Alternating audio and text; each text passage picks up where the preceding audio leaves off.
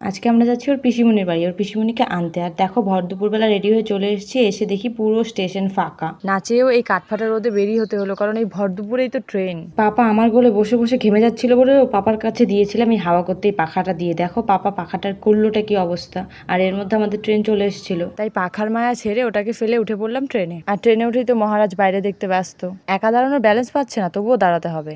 আর তারপরে আমাদের সেলফি পর্বটা একটু সেরে নিলাম, কারণ স্ট্যাটাস স্টোরি তো লাগাতে হবে, তাই না? আর এই দেখো ওর কপালের কাজল আমার গালে চলে এসছে। ট্রেন ট্রাভেল উইদাউট ঝালমুড়ি এটা হতে পারে কখনো? সেই জন্য নিয়েছিলাম ঝালমুড়ি, কিন্তু বিশ্বাস করো ঝালমুড়িটা একদম বাজে ছিল খেতে। আর তারপর এই যে ব্যাগের সঙ্গে খেলতে খেলতে চলে আসলাম নিউ কোচবিহার। আর উনি ব্যাগের সঙ্গে খেলতে খেলতে বোর হয়ে যাচ্ছিল বলে এই খেলনাটা বের করে দিয়েছিলাম, কিন্তু খেলনার সঙ্গেও বোর হয়ে যাচ্ছিল। আর দেখো বাবা ছেলের কাণ্ড, এসব কোনো খেলা বলো তো? কিন্তু ও এসবই ভালোবাসে। কিন্তু কিছুক্ষণের মধ্যে উনি বাবার সঙ্গে খেলতে খেলতে বোর হয়ে যাচ্ছিল। আর বোর হবেই না বা কেন বলো? এতটা রাস্তা 3-4 ঘন্টা, বা একটা বাচ্চার পক্ষে কি চুপচাপ বসে থাকা সম্ভব একটা জায়গায়? পৌঁছানোর 10 মিনিট আগে ঘুমিয়ে পড়েছিল অবশ্য। স্টেশনে নেমে আবার সেই 10 মিনিটের লম্বা লাইন ধরে লিফট পেলাম। ট্রলি এতই ভারী ছিল যে সিঁড়ি দিয়ে নামা সম্ভব না, সেই জন্য অগত্যা স্টেশনে লিফটের জন্য ওয়েট করতেই হলো। আজকে টোটোতে উঠে একটা দারুণ জিনিস দেখলাম। দেখো যেখানে মানুষই ট্রাফিক রুল মানে না, সেখানে কুকুরটা আমাদের সঙ্গে ট্রাফিক রুল